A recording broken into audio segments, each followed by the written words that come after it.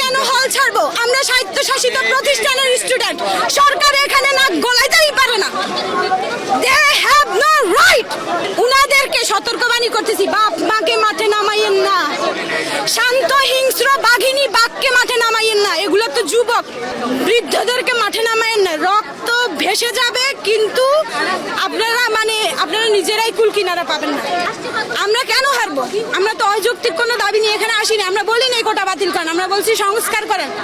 মুক্তিযোদ্ধাদের জন্য 65 কেন এত 5% রাখেন না? ঠিক আছে, উনারা আমাদের জন্য করছে, ভুয়া মুক্তিযোদ্ধা ভরে গেছে দেশ।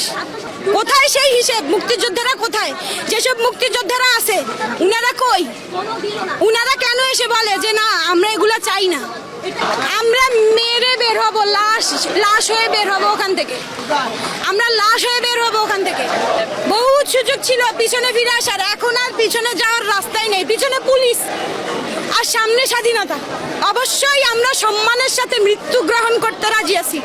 আমরা হল ছাড়তে চাই না, আমরা কোনোভাবেই চাই না, কিন্তু